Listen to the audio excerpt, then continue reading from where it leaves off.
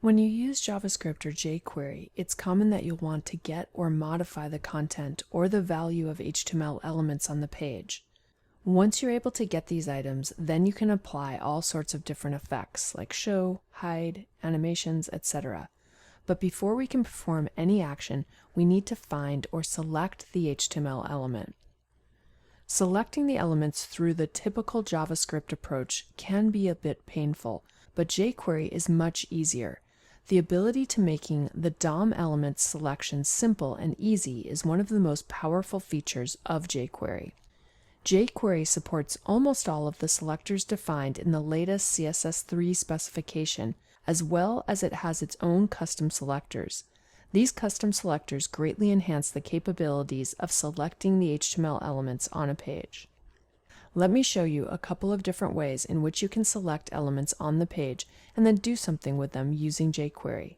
Here I have a page that has an H1 and several paragraphs. One of my paragraphs has an ID and one has a class. Then I have a couple of figure elements that contain images with fig captions. This is what the rendered page currently looks like. I'll be using the embedded method of applying my own custom scripts so that we can stay on this page and see everything happening right here. As usual, the first thing that I'll need to do is add my document ready function. Now we've already looked at ways in which we can select an element. All we need to do is simply place the element within the first set of parentheses inside of the quotes, and then we can apply some sort of formatting to it. If I save the page and we refresh, you'll see that my H1 has now changed and is displaying as blue. We can do the same sort of thing by using IDs and classes. The way in which we would select something that has an ID is very similar to how you would select something using CSS. So I'll change this H1 to be #highlight, and we'll go ahead and save the page, and now you can see that my paragraph that has the ID of highlight now has some different formatting applied to it. And let's go ahead and let's change the background property, and we'll just make this a shade of yellow. If we save now and we refresh, you can see how I've changed the background color to being this shade of yellow. We can do the same sort of thing using a class element. So I'm just going to make a new line of code. This time we want to get a class, and I have a class of special. I'll go ahead and place that on here. We'll use CSS once again, and this time let's go ahead and set the color of the element. I'll put a comma and I'll pass on the value. If we save the page and refresh, you can see how the paragraph has turned purple. If we add that class to something else on the page, for instance, let's place it on this fig caption, you will see that the fig caption also turns to being purple text. In addition to element selectors, class, and IDs, we can also use attribute selectors.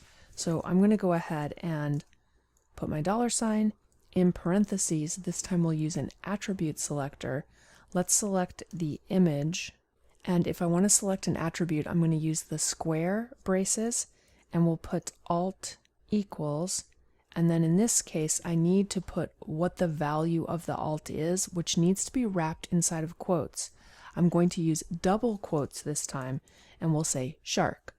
It is important to note that if you use single quotes to select the element, if you're passing in a value, you'll need to use the double quotes.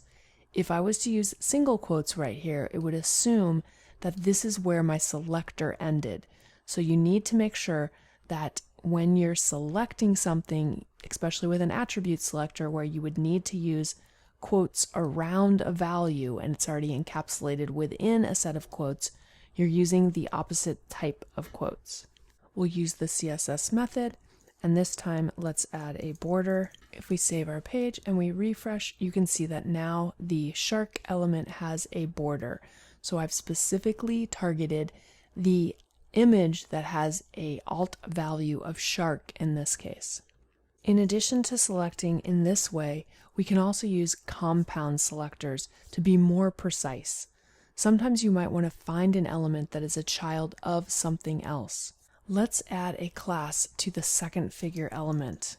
Now what I'm going to do is I'm going to use .frame, and then I'll put a space and I'll put img. This will go ahead and select the image that is a child of the dot frame figure. We'll use .css once again, and let's add some padding. If I save the page and refresh, once again you can see how only this image is affected. These selectors should be reminiscent of CSS. All of the methods of selecting so far are things that we're able to do with CSS. One of the cool things about jQuery is it is very similar in many ways to CSS. So if you know CSS, you should be pretty comfortable using jQuery as well. Finally, let's use a more custom type of selector. These will also look familiar to you since they are similar to what we have in CSS. I'm going to put p:/odd, which will get my odd numbered paragraphs. Let's use our .css. We'll pass in the parentheses, and we'll just add a background color. If we save the page and we refresh, you can see that my paragraph elements have been selected. It is worth noting that it might look like the second paragraph and the fourth paragraph have been selected, but what's happening is when we count in JavaScript, this is 0. This is 1, 2, and 3. So even though visually this is the fourth paragraph, it actually technically is the third if we're counting from JavaScript. So if we wanted to get the first and the third, we could change this to even, and now the first and the third paragraph will be selected with the pink background.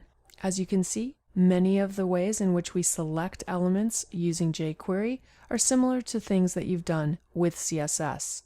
When in doubt, just try your CSS selector and chances are that it will probably work.